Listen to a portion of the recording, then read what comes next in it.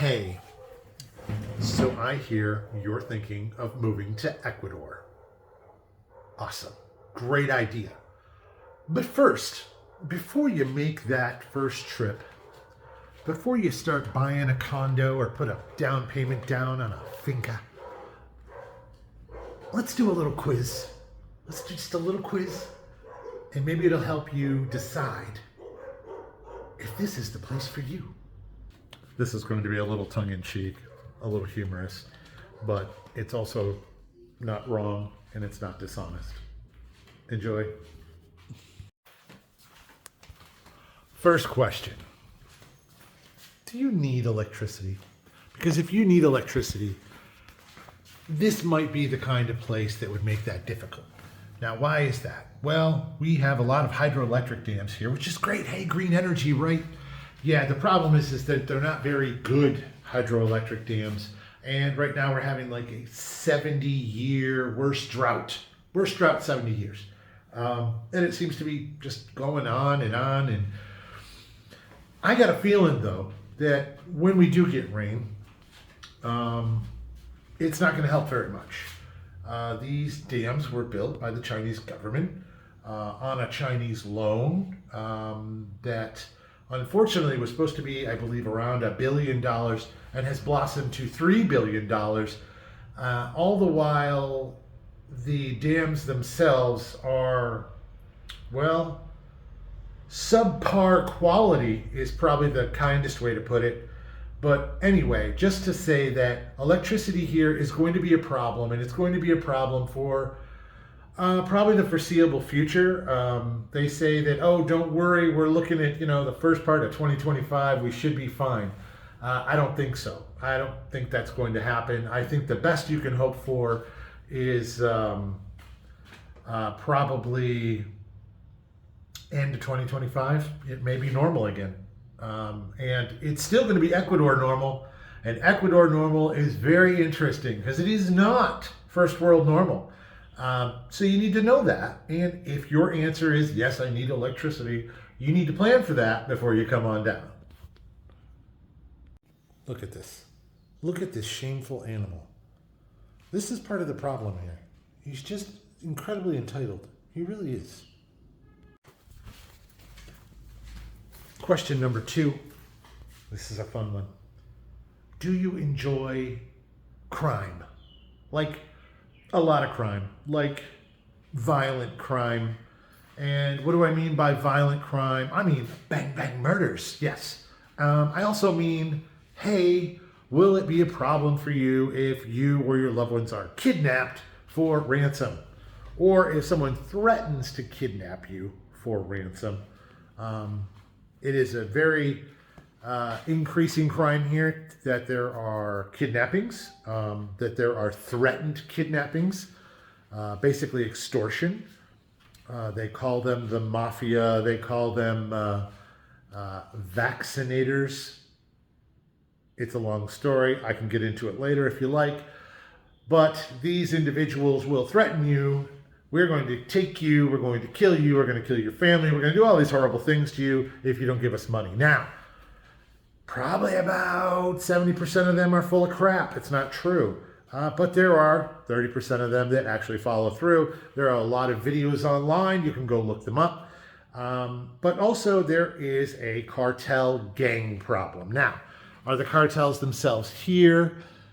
Sort of.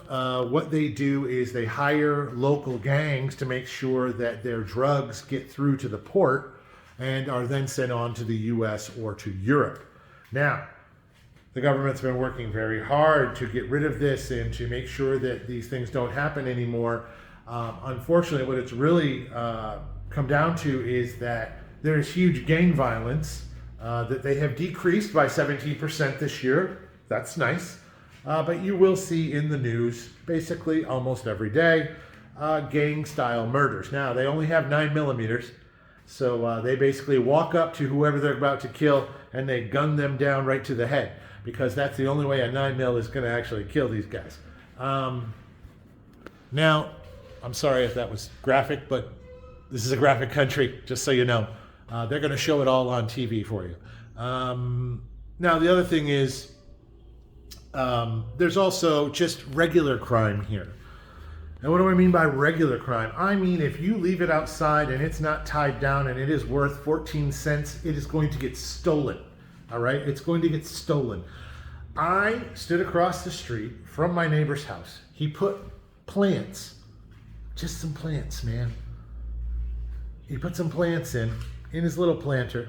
The next day, I saw a woman walk by, turn around, take the plant out of the ground, cross herself, and walk away with it. Crime is here. It is very often someone stealing something from you. They don't consider it evil or wrong. They're just thinking, hey, you have it. I don't think you really need it. I could use it. And they take it. And I'm not saying it's a criminal culture. It's not a criminal culture. It has another name, but you got to be aware these things exist here. And this happens here, and it happens often.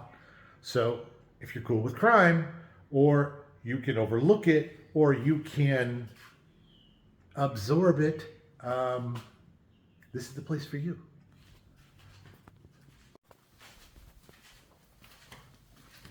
Number 3. What is your stance on corruption? Now, what do I mean by corruption? Well, I mean government corruption. And at every single level. And not just government corruption, just corruption in general.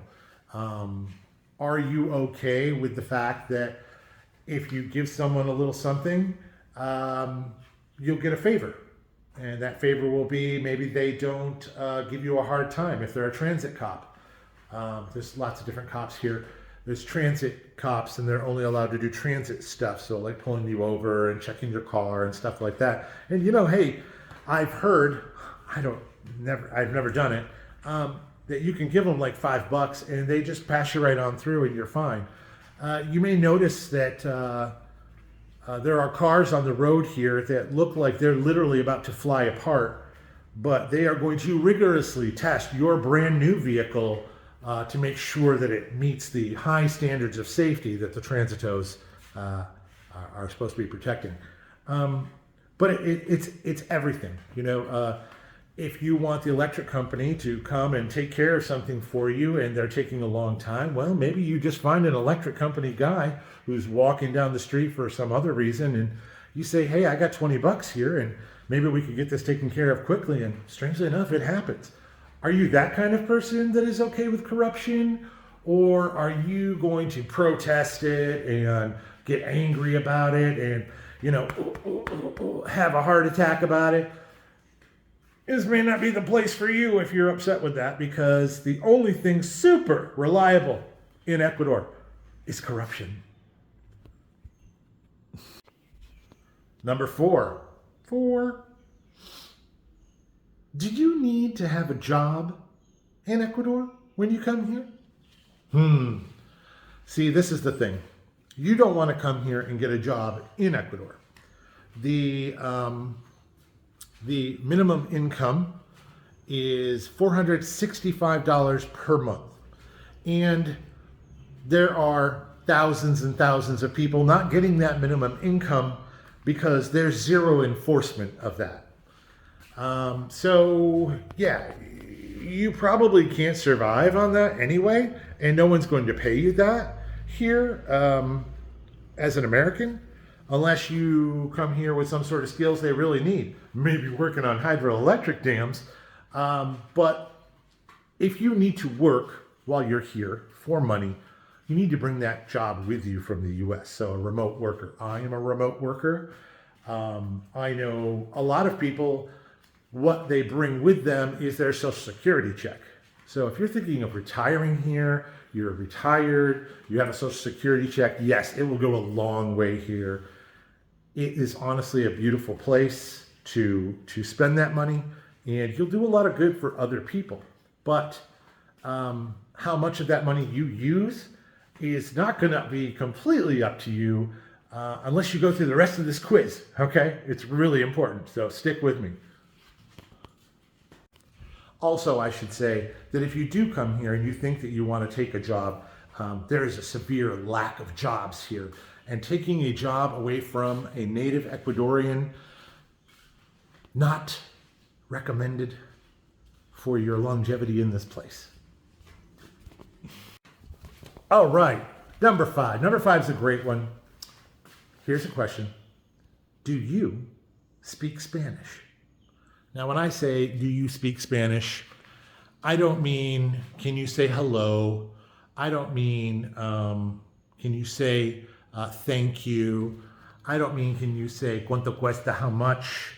I mean, can you understand conversational Spanish, and are you good at learning Spanish slang? There is a lot of Spanish slang here. There is a lot of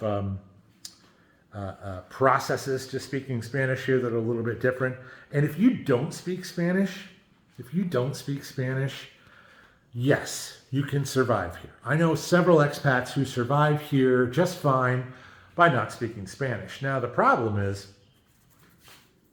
you're going to have to find somebody who speaks Spanish if you need medical care or you need to do some legal work here. And I can guarantee you, you will pay the highest prices. We like to call it precio de gringo. Okay? Gringo prices. You're going to pay gringo prices, and they are going to be high, my friend. They're going to be very high. So I highly recommend, before you come here, if you're going to do it, if you're going to make that leap, move out of the United States and come here, learn Spanish. You need it. That's all there is to it. If you don't have it, you're going to pay the highest prices, and you cannot trust that other people are going to correctly translate for you. I had a translator for something that I had to do with the government, and he was a nice guy, really nice guy. Fortunately, I speak Spanish, not extremely well, but good enough that I realized halfway through my interview with the government, he was wrong. He was wrong. He was translating incorrectly. My interviewer actually knew enough enough English to say, yes, you're wrong. We both turned to him and said, no, that's not what he said, which is good. You know, things are good. And I want to put this in as one little point, something down here that you really, if you can come here with this, all of these things will be easier. Okay, all of these things will be easier, and that is to go with the flow.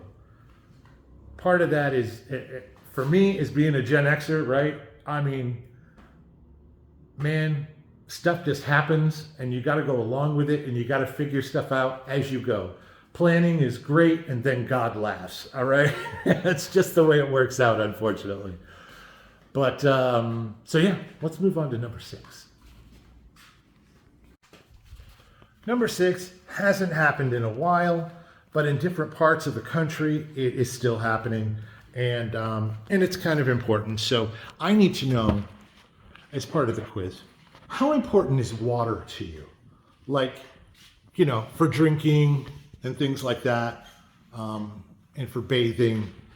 How important are those things to you? Because it often happens that we lose water. We're not told why. Sometimes we're told why. Sometimes we're told why and it's not true. But you lose water.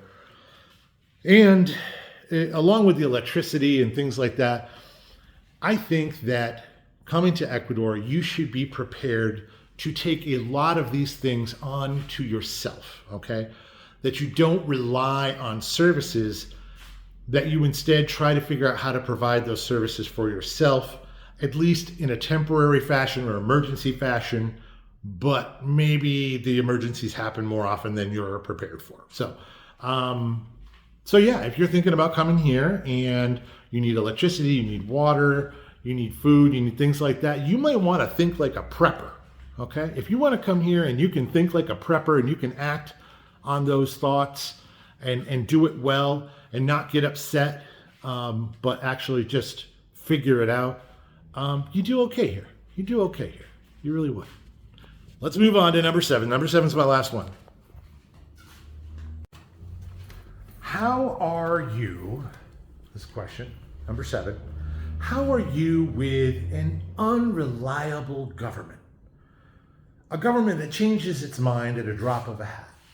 A government that changes laws without really telling anybody what's going on. A government who makes promises that the very next day they break and change and pretend never happened. That is, honestly, that's a lot of South American governments. It is a lot of Central American governments. It's a lot of governments around the world. But if you're used to the U.S. government and you think that that happens there a lot, which I know a lot of people feel like, oh, this is a lot. If this is a lot and this is the level of U.S. Changes in government and unreliable government, then this way up here, I can't really reach that high. That's the level we're talking about in Ecuador, okay? I'll give you an example. We were told that, hey, these power outages, they are going to reduce and reduce and reduce all the way to the end of the year. You're going to have fewer and fewer of them. And this week, we've had fewer and fewer. And then guess what happened? Now we're going to have longer and longer ones. Now, do I blame the government because it hasn't rained? No, I don't blame the government because it hasn't rained. I blame the government for being poor communicators, for being foolish, for not going by science and instead going by feelings, all right? Your feelings are not science, all right? So we need to get that. But the thing is this is going to happen. It has happened for every president that they've had here. It's not unique to this president. It is not unique to this government. They all do it. They all want to be popular. And I think that if Noboa doesn't win this next time around, which I believe is in February, something like that, if he doesn't win this next election and a new administration comes in, the power situation is going to once again extend and be worse. Because they don't like to look at, oh, look, these are the things we have in order, ready to go. They like to cancel everything the previous president did and make it look like they are the heroes. That is more important than helping out their people. Politicians, man, they're the same the world over. Anyway, if you think that all of this stuff is something that you can hack and handle and live with, then yeah, maybe Ecuador's for you, man.